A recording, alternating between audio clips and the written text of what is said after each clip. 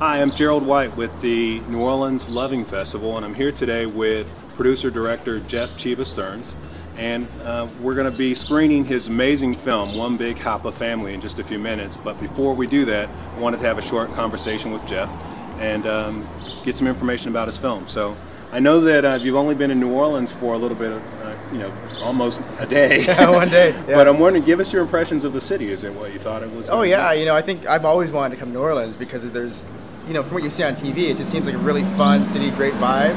And just from walking in that French Quarter, I really realized that the city possesses that vibe. And I think what I love about the sort of city is that you can feel that there's a uniqueness here, right? A lot of cities are so bland and boring, but here everything, the rich history and the culture, all kind of amalgamating together, just gives us this really rich vibe.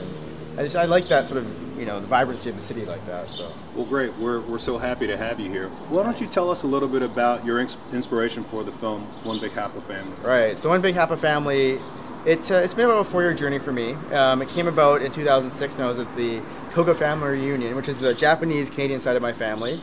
We have these reunions where hundreds of people get together and we just play silly games and eat food. Anyways, I realized looking at all the children that all the children were mixed race. So much like myself, mixed.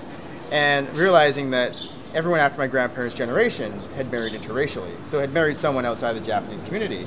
And thinking, okay, this is sort of strange. Like, when did this all of a sudden shift? And why did that shift happen? So I decided I would go on this journey to talk to my family and try and find out why that average, which is actually a 95% intermarriage rate amongst all of Japanese Canadians in Canada.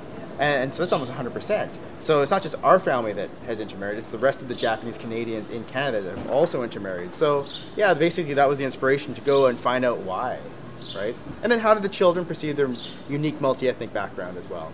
Well, great. I know that the film has been received really well, so we're excited about the premiere here in New Orleans. What message, if any, do you want the audience members to leave with after they see the film? Right. Well, I think it's been really important for me to be able to travel around with the film to all the various screenings, because I think this is one of those films that it's good to have a good discussion and dialogue after the film. And so what's been really rich for me is to be able to hear the stories.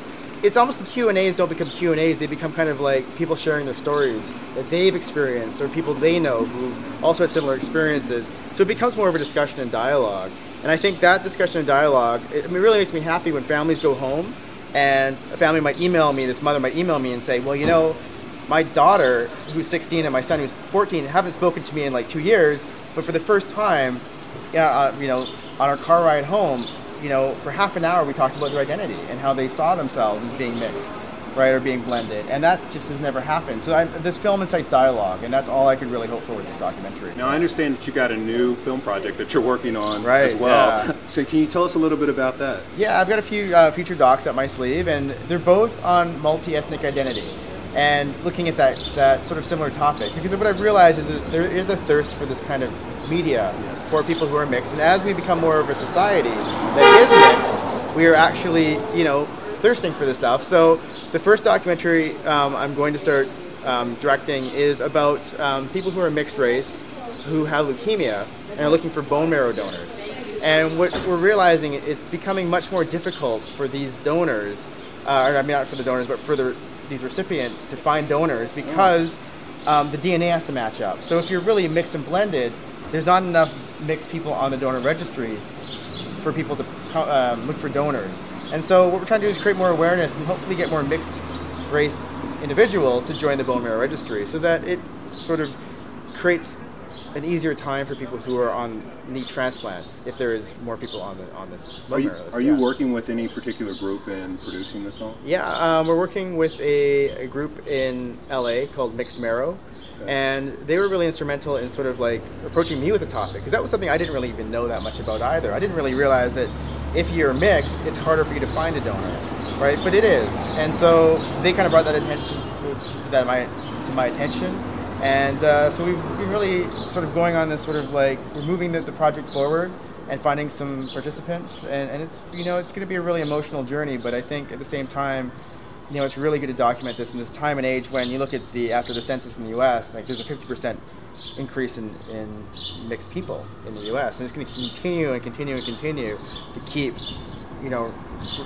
rising. You know, that amount of mixed people in the U.S. with the amount of intermarriages, right? I think in Canada, 30% of all marriages are an intermarriage right now. Wow. So, yeah. Well, we're getting close to the premiere time, but Right. I don't want to end the interview without asking you, how can folks find out more about your film, One Big Hapa Family, Right. and also you and the work that you're doing? Oh, of course. We have a website, Okay. www.onebighapafamily.com, and Hapa is spelled H-A-P-A. Okay. Some people like to spell it with 2 P's, but it's just 1 P. And as well, we're on Facebook. Facebook's great because then I can interact with people who have questions about the film. Okay. So there's a like page for One Big Hapa Family, and there's also a like page for me as a filmmaker, so Jeff Chiba Stearns. Okay. And so yeah, you can just search that on Facebook.